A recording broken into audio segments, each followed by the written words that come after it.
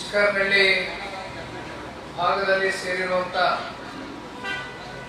ಎಲ್ಲ ರೈತಾಪಿ ವರ್ಗದ ಹಿರಿಯಕರು, ರೈತ ಮಹಿಳೆಯರು, ರೈತ ಯುವ ನಾಯಕರುಗಳಿಗೆ ಈಗಾಗಲೇ ಉದ್ದೇಶಿಸಿ ಮಾಗಡಿ ವಿಧಾನಸಭಾ ಕ್ಷೇತ್ರದ ನಿಕಟ ಪೂರ್ವ ಶಾಸಕರು ಮಂಜಣ್ಣ ಅವರು ಸುದೀರ್ಘವಾಗಿ ಮಾತನಾಡಿದ್ದಾರೆ.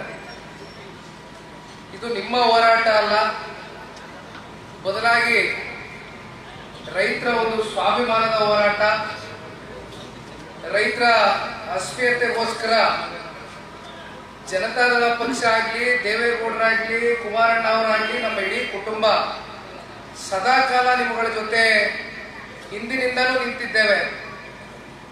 ಯಾವುದೇ ಒಂದು ರಾಜಕೀಯದ ದುರುದ್ದೇಶದ ಉದ್ದೇಶದ ಅಥವಾ ಲೆಕ್ಕಾಚಾರಗಳನ್ನ ಇಟ್ಕೊಂಡು ನಿಮ್ಮ ಬಳಿ ಇವತ್ತು ಬಂದಿರತಕ್ಕಂಥದ್ದಲ್ಲ. 14 ತಿಂಗಳು ನಿಮಗೆ ಆಗ್ತಾ ಇರ್ತಕ್ಕಂಥ ಈ ಒಂದು ಪ್ರತಿನಿತ್ಯದ ಯಾತನೆ ಏನಿದೆ, ಈಗಾಗಲೇ 435ಕ್ಕೂ ಹೆಚ್ಚು ದಿನಗಳ ಕಾಲ ಎಷ್ಟೋ ಜನ ಮಹಿಳೆಯರುಗಳು, ಎಷ್ಟೋ ಜನ ಹಿರಿಯಕರು, ಎಷ್ಟೋ ಜನ ಯುವಕರು ನಿಮ್ಮ ಕೆಲಸ ಕಾರ್ಯ ಬಿಟ್ಟು ಇವತ್ತು ನೀವು ಹೋರಾಟದಲ್ಲಿ ಮುಂದಾಗಿದ್ದೀರಿ. ಆ ಹೋರಾಟ ನಡೀತಾ ಇರತಕ್ಕಂಥ ಸ್ಥಳ ನೋಡಿದ್ರು ಕೂಡ ಅಲ್ಲಿ ಯಾರು ಕೂಡ ಹೆಚ್ಚಾಗಿ ಸಮಯ ಕಳೀತಕ್ಕಂಥ ಸ್ಥಳವೂ ಅಲ್ಲ. ಆದ್ರೂ ಇವ್ಯಾವ ನೀವು ಲೆಕ್ಕಿಸ್ತಾ ಇಲ್ಲ.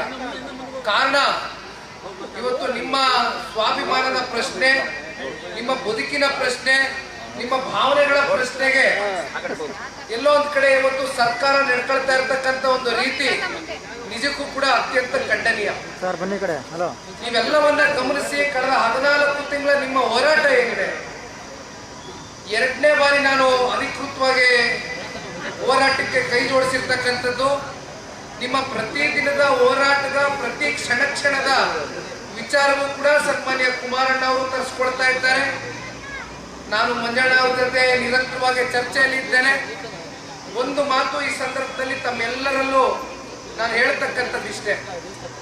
ನಾನೊಂದು 3-4 ದಿನಗಳ ಹಿಂದೆ ಒಂದು ಪತ್ರಿಕಾಗೋಷ್ಠಿ ಕರೆದಿದ್ದೆ, ಬೇರೆ ಯಾವುದೋ ಉದ್ದೇಶಕ್ಕೆ ಕರೆದಿದ್ದೆ. ವಿಚಾರ ಮತ್ತೆ ನಮ್ಮ ಕೆಂಚಗಾರನಹಳ್ಳಿ ಬೈರಮಂಗಲ ವಿಚಾರ ಕಣ್ಣೆದುರುಗಡೆ ಬಂದು ನಿಂತ ಸಂದರ್ಭದಲ್ಲಿ ಬೆಂಗಳೂರಿನ ಮಾಧ್ಯಮದ ಸ್ನೇಹಿತರಿಗೆ ಹೇಳಿದ್ದೆ, ನಾನು ನಮ್ಮ ಭಾಗದ ರೈತರ ಜೊತೆ ನಿಲ್ತಕ್ಕಂಥದ್ದಕ್ಕೆ ಬದಲಿದ್ದೇನೆ.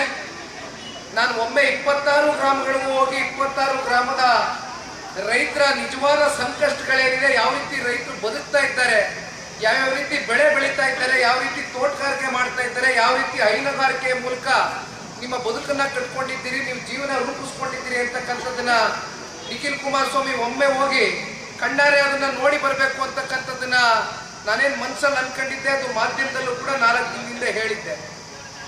ಇವತ್ತು ಮಾಧ್ಯಮದವರು ಕೂಡ ಬಂದು ನಿಂತಿದ್ದಾರೆ. ಒಂದು 3-4 ದಿನಗಳಿಂದ ನಾವು ನೋಡ್ತಾ ಇದ್ದೇವೆ, ಬೈರಮಂಗಲ ಮತ್ತೆ ಕೆಂಚಗಾರನಹಳ್ಳಿನಲ್ಲಿ ಇವತ್ತು ಅದೆಂಥದೋ AICT ಕಟ್ಟಿಬಿಡ್ತೀನಿ, ಸ್ಮಾರ್ಟ್ ಸಿಟಿ ಕಟ್ಟಿಬಿಡ್ತೀನಿ ಅಂತಕ್ಕಂಥದ್ದು. ಪಾಪ ಇಲ್ಲಿರ್ತಕ್ಕಂಥ ಜನಪ್ರತಿನಿಧಿಗಳು, ಈ ರಾಜ್ಯ ಸರ್ಕಾರ ಏನು ತೀರ್ಮಾನ ತಗೊಂಡಿದೆ, ಆ ತೀರ್ಮಾನ ತಗೊಳ್ಳೋದಕ್ಕಿಂತ ಮುಂಚಿತವಾಗಿ ನಿಮ್ಮ ಒಪ್ಪಿಗೆಯನ್ನೇನಾದ್ರೂ ಬಂದು ಪಡೆದ್ರ ಅಂತಕ್ಕಂಥದ್ದನ್ನ ನಿಮ್ಗೆ ಕೇಳಲಿಕ್ಕೆ ಬಯಸ್ತೇನೆ. ಬಂದಿದ್ದಾರಮ್ಮ?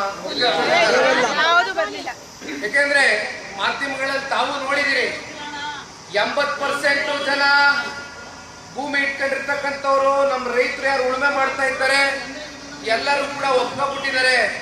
80% ರೈತರು ಸಹಿ ಹಾಕ್ಬಿಟ್ಟಿದ್ದಾರೆ ಅಂತ ಒಂದ್ಸಲಿ ಹೇಳ್ತಾರೆ. ಮತ್ತೊಂದ್ ಕಡೆ ಹೇಳ್ತಾರೆ ರೈತರೆಲ್ಲ ವ್ಯವಸಾಯ ಮಾಡ್ತಾ ಇರ್ತಕ್ಕಂಥವ್ರು ಯಾರೂ ಇಲ್ಲ ಅಂತಾರೆ. ಇವತ್ತು ಕಣ್ಣಾರೆ ನೋಡ್ಕೊಂಡು ಬಂದಿದ್ದೇವೆ. ಮಂಜಣ್ಣ ಅವರು ಎಲ್ಲ ಎಳೆಯಾಗಿ ಬಿಡಿಸಿ ನಿಮ್ಮ ಮುಂದೆ ಇಟ್ಟಿದ್ದಾರೆ. ಪ್ರತಿಯೊಬ್ಬ ರೈತ ಬೆಳೆದಿರ್ತಕ್ಕಂಥ ಸೌತೆಕಾಯಿ ಇರ್ಬೋದು, ಬದನೆಕಾಯಿ ಇರ್ಬೋದು, ಅಥವಾ ಪಾಲಿ ಹೌಸ್ಗಳಿರ್ಬೋದು, ಅಥವಾ ಮಾವು ಮತ್ತೆ ನೀವೇನು ಅಡಿಕೆ ಮರಗಳನ್ನ ಮತ್ತೆ ಅತಿ ಹೆಚ್ಚು ತೆಂಗು ಮರಗಳನ್ನ ಇಲ್ಲಿ ಹಾಕೊಂಡು ಬೆಳೆಸಿದ್ದೀರಿ. ನಾನು ಊಟಕ್ಕಿಂತ ಮುಂಚಿತವಾಗಿ ಈ ಮರಗಳಿಗೆ ನೀವು ಒಂದು ಸಸಿ ತಗೊಂಬಂದು ಗಿಡ ನೆಟ್ಟಿ ಇವತ್ತು ಒಂದು ಎಮ್ಮರವಾಗಿ ಬೆಳೆದಿರ್ತಕ್ಕಂಥ ಮರಗಳಿದೆ. ಇದು ಫಲವತ್ತಾದಂಥ ಭೂಮಿ ಅಲ್ವೇ ಕೃಷಿಕರಿಗೆ? ಕೃಷಿ ಮಾಡ್ತಕ್ಕಂಥದ್ದಕ್ಕೆ ಇದಕ್ಕಿಂತ ಯೋಗ್ಯವಾದಂಥ ಭೂಮಿ ಬೇಕಾ? ನಾನು ಅವತ್ತು ಹೇಳಿದ್ದೇನೆ, ಸಾಕಷ್ಟು ಬಂಜರು ಭೂಮಿಗಳಿದೆ ರಾಜ್ಯದಲ್ಲಿ. ಈಗಾಗಲೇ KIDB ಅಂತಕ್ಕಂಥದ್ದು ಅಕ್ವಿಸಿಷನ್ ಮಾಡಿ 1.5 ಲಕ್ಷ ಎಕರೆಗೂ ಹೆಚ್ಚು ಅಧಿಕ ಅಕ್ವಿಸಿಷನ್ ಮಾಡಿದ್ದಾರೆ. ಅದರಲ್ಲಿ ಎಷ್ಟು ನೀವು ಇಂಡಸ್ಟ್ರಿಗಳನ್ನ ಸ್ಥಾಪಿಸಿದ್ದೀರಿ, ಯಾವ್ಯಾವ ರೀತಿ ಸಾರ್ವಜನಿಕರಿಗೆ ಅನುಕೂಲ ನಿಮ್ಮ ಕಾರ್ಯಕ್ರಮಗಳು ರೂಪಿಸಿದ್ರಿ ಅಂತಕ್ಕಂಥದ್ದು ಕೇಳಿದಾಗ 27% ಭೂಮಿ ಮಾತ್ರ ಇಲ್ಲಿವರೆಗೂ ಅದನ್ನ ಇಂಡಸ್ಟ್ರಿಗಳು ಮತ್ತೊಂದು ಮಗದಕ್ಕೂ ಉಪಯೋಗ ಮಾಡ್ಕೊಂಡಿದ್ದಾರೆ. ಈ ಭೂಮಿನೂ ಕೂಡ ನೀವು ಕಿತ್ಕೊಂಡು 9600 ಎಕರೆ ಇಲ್ಲಿರ್ತಕ್ಕಂಥ ರೈತರ ಭೂಮಿನ ಕಿತ್ಕೊಂಡು ಕೊನೆಗೆ ರೈತರೆಲ್ಲ ಹೋಗ್ಬೇಕು. ರೈತ ಹೇಳ್ತಾ ಇರ್ತಕ್ಕಂಥದ್ದು ಇಷ್ಟೇ ತಾಯಿ ನಾನು ಕಣ್ಣಾರೆ ನೋಡಿದ್ದೇನೆ. ಯಾಕೆಂದ್ರೆ ಎಲ್ಲರೂ ಕೂಡ ಎಕರೆ ಗಟ್ಟಲೆ ಇಟ್ಕೊಂಡಿರ್ತಕ್ಕಂಥ ರೈತರು ಯಾರು ಇಲ್ಲ. ಗುಂಟೆ ಲೆಕ್ಕದಲ್ಲಿ ಇಲ್ಲದೆ ಇರ್ತಕ್ಕಂಥವ್ರು ಕೂಡ ಲೀಸ್ಗೆ ಗುತ್ತಿಗೆಗೆ ತಗೊಂಡು ಜೀವನ ಮಾಡ್ತಾ ಇದ್ದೀರಿ. 8, 10, 5, 6 ಹಸುಗಳು ಕಟ್ಕೊಂಡು ನೀವು ಜೀವನ ರೂಪಿಸ್ತಾ ಇರ್ತಕ್ಕಂಥದ್ದು ನೋಡಿದ್ದೀವಿ. ಎಲ್ಲ ಅಂಕಿ ಅಂಶಗಳು ಇವತ್ತು ಡೈರಿಗೆ ಹೋಗಿದ್ದೆ, 2-3 ಡೈರಿಗೆ ವಿಸಿಟ್ ಮಾಡಿದೆ. ಎಷ್ಟು ಹಾಲು ಹಾಕ್ತೀರಿ, ಎಷ್ಟು ಸಂಪಾದನೆ ಆಗ್ತಾ ಇದೆ, ಎಷ್ಟು ಉತ್ಪಾದನೆ ಆಗ್ತಾ ಇದೆ, ಎಷ್ಟು ಡೈರಿಗೆ ಹೋಗಿ ಹಾಲು ಹಾಕ್ತಾ ಇದ್ದೀರಿ, ಇದರಿಂದ ನಿಮ್ಮ ಜೀವನ ಯಾವ ರೀತಿ ನೀವು ಕಟ್ಕೊಂಡಿದ್ದೀರಿ. 6ರಿಂದ 7 ಲಕ್ಷ ಲೀಟರ್ ಪ್ರತಿ ತಿಂಗಳು ಹಾಲು ಹಾಕಿ ಬದುಕ್ತಾ ಇದ್ದೀರಿ. 2 ಪಂಚಾಯಿತಿಯಿಂದ 6ರಿಂದ 7 ಲಕ್ಷ ಲೀಟರ್ ಎಲ್ಲ ವಿವರ ತಗೊಂಡಿದ್ದೀವಿ. ಯಾಕೆ ಸರ್ಕಾರಕ್ಕೆ ಕಣ್ ಕಾಳ್ತಾ ಇಲ್ವಾ, ಕಿವಿ ಕೇಳ್ತಾ ಇಲ್ವಾ, ಅಥವಾ ಜಾಣ ಕ್ಯೂಡರಂತೆ ವರ್ತಿಸ್ತಾ ಇದ್ದಾರಾ? ಅಂತಿಮವಾಗಿ ಯಾರನ್ನ ಉದ್ಧಾರ ಮಾಡ್ಲಿಕ್ಕೆ ಹೋಗ್ತಾ ಇದ್ದಾರೆ? ರಿಯಲ್ ಎಸ್ಟೇಟ್ ಉದ್ಯಮನೇ ಇವರಿಗೆ ಅಷ್ಟು ಪ್ರಾಮುಖ್ಯತೆನಾ? ರೈತರ ಜೀವನದ ಜೊತೆ ಚಳ್ಳಾಟ ಆಡ್ತಕ್ಕಂಥದ್ದು ಬೇಡ. ರಿಯಲ್ ಎಸ್ಟೇಟ್ ಎಲ್ಲಿ ಬೇಕಾದ್ರೂ ಮಾಡ್ಬೋದು, AI ಸಿಟಿ ಎಲ್ಲಿ ಬೇಕಾದ್ರೂ ಕಟ್ಬೋದು, ಸ್ಮಾರ್ಟ್ ಸಿಟಿ ಎಲ್ಲಿ ಬೇಕಾದ್ರೂ ಸ್ಥಾಪನೆ ಮಾಡ್ಬೋದು. ಇಲ್ಲಿ ಯಾರೋ ಅದರಲ್ಲಿ ಮಧ್ಯದಲ್ಲಿ ಬೇರೆ ಒಂದಷ್ಟು ಜನ ದಳ್ಳಾಳಿಗಳು ಬಂದು ತಲೆ ಕೆಡ್ಸಕ್ ನೋಡೋದು. ಆದ್ರೆ ನನಗೆ ಗೊತ್ತಿದೆ, ರೈತರು ಇಲ್ಲಿ ಯಾರು ಕೂಡ ಯಾರಿಗೂ ಕಿವಿ ಕೊಟ್ಟು ಇವತ್ತು ಭೂಮಿ ಕೊಡ್ತಕ್ಕಂಥವ್ನು ಯಾವನು ಇಲ್ಲ. ಇಲ್ಲಿ ನಮ್ಮ ಸ್ವಾಭಿಮಾನದ ಪ್ರಶ್ನೆ ಇದೆಯಣ್ಣ. ಇಲ್ಲಿ ರಾಜಕೀಯ ಬೆರೆಸ್ತಕ್ಕಂಥದ್ದು ಬೇಡ. ನಾನು ರಾಜಕೀಯ ಮಾಡೋದಕ್ಕೋಸ್ಕರ ಬಂದಿಲ್ಲ. ಆದ್ರೆ ಒಂದು ಬಹಳ ಸ್ಪಷ್ಟವಾಗಿ ಹೇಳ್ತೇನೆ, ನಮ್ಮನ್ನ ಬೆಳೆಸಿದ್ದೀರಿ, ಹರಿಸಿದ್ದೀರಿ, ಮನೆ ಮಕ್ಕಳ ರೀತಿ ಸಾಕಿದ್ದೀರಿ, ಸಲಿಯಿದ್ದೀರಿ. ಇವತ್ತು ನಮ್ಮ ಜವಾಬ್ದಾರಿ ಇದೆ, ನಮ್ಮ ಕರ್ತವ್ಯ ಇದೆ. ಆ ಜವಾಬ್ದಾರಿಯನ್ನು ಅರ್ತ್ಕೊಂಡಿದ್ದೇವೆ. ಸರ್ಕಾರ ದಪ್ಚರ್ಮದ ಸರ್ಕಾರ. ಇದೇ ತಿಂಗಳು ಫೈನಲ್ ನೋಟಿಫಿಕೇಶನ್ ಜಾರಿ ಮಾಡಬೇಕು ಅಂತಕ್ಕಂಥದ್ದು ನಿರ್ಧಾರ ಮಾಡವ್ರೆ. ಇದೇ ತಿಂಗಳು ಹೊತ್ತಿಗೆ ಕೊನೆಗೆ ಫೈನಲ್ ನೋಟಿಫಿಕೇಶನ್ ಜಾರಿ ಮಾಡಿ ಕೊನೆಗೆ ಅದೆಂತದೋ ಹುಡ್ಕೋನಲ್ಲಿ ಸಾಲ ತಗೊಬರೋದಕ್ಕೆ 12,500 ಕೋಟಿ ಸಾಲ ಎತ್ತಾರಂತೆ. ಆಯ್ತಲ್ಲವಾ? ಆ 12,500 ಕೋಟಿ ಸಾಲ ಹುಡ್ಕೋದಿಂದ ಏನ್ ತಗತ್ತವ್ರಲ್ಲ, ಅದನ್ನ ಹಣ ಇಡ್ಬೇಕಲ್ಲ. ಯಾರು ಹಣ ಇಡ್ತಾ ಇದಾರೆ ಅನ್ಕೊಂಡಿದ್ದೀರಿ? ನಿಮ್ ಜಮೀನು ಮಾರ್ಟ್ಗೇಜ್ಗಿರೋದು, ನಿಮ್ ಜಮೀನನ್ನ ಮಾರ್ಟ್ಗೇಜ್ಗಿಟ್ಟು ನಮ್ಮ ರೈತರ ಜಮೀನ ಹಣ ಇಟ್ಟು ಇವತ್ತು ಸಾಲ ತಗತ್ತವ್ರಂತೆ. ಪುಣ್ಯಾತ್ಮ ಹಣ ಇಡ್ಬೇಕಾ ನಮ್ಮ ಜಮೀನ? ಕೊನೆಗೆ ನಿಮ್ಮನ್ನೆಲ್ಲ ಸ್ಥಳಾಂತರ ಮಾಡಿ ಕೊನೆಗೆ ಇಲ್ಲಿ ಭೂಮಿನೂ ಇಲ್ಲ, ಬದುಕು ಇಲ್ಲ, ಜೀವನನೂ ಇಲ್ಲ, ಮರ್ಯಾದೆಯಿಂದ ಬದುಕ್ತಕ್ಕಂಥದಕ್ಕೆ ಅವಕಾಶವೂ ಇಲ್ಲ. ಈಗ ಯಾಗೋ ಅಲ್ಪ ಸ್ವಲ್ಪ ನೀವು ಏನೋ ದುಡಿಮೆ ಮಾಡ್ಕೊಂಡು ಗೌರವಿತವಾಗಿ ನಿಮ್ಮ ಮಕ್ಕಳ ಭವಿಷ್ಯ ರೂಪಿಸ್ತಾ ಇದ್ದೀರಿ. ಪ್ರತಿನಿತ್ಯ ಎದುರಿಸ್ತಕ್ಕಂಥ ಆರೋಗ್ಯದ ಸಮಸ್ಯೆ, ಹೆಂಗೋ ಖರ್ಚು ವೆಚ್ಚು ನೀವೆಲ್ಲೋ ಹಸ ಸಾಕೊಂಡು ಹೆಂಗೋ ಒಂದು ಜೀವನ ಕಟ್ಕೊಂಡು ಹೋಗ್ತಾ ಇದ್ದೀರಿ. ಒಟ್ಟಾರೆಯಾಗಿ ಪ್ರಾಮಾಣಿಕವಾಗಿ ಕೆಲಸ ಮಾಡ್ಕೊಂಡು ಬದುಕ್ತಾ ಇದ್ದೀರಿ. ಈಗ ಬಂದು ನಿಮ್ಮ ಬದುಕಿನ ಜೊತೆ ಚಳ್ಳಾಟ ಆಡ್ತಕ್ಕಂಥದ್ದು ಆಗ್ಬೇಕಾ? ದಯವಿಟ್ಟು ಯಾರು ಕೂಡ ಇದಕ್ಕೆ ನೀವು ತಲೆ ಬಾಗ್ಲಿಕ್ಕೆ ಹೋಗ್ಬೇಡಿ. ನಿಮ್ಮ ಜೊತೆ ನಾವಿರ್ತೇವೆ. ಸರ್ಕಾರ ಏನಾದರೂ ಮಾಡಲಿ, ಯಾವ ಫೈನಲ್ ನೋಟಿಫಿಕೇಶನ್ ತಲೆ ಕೆಡಿಸ್ಕೊಬೇಡಿ.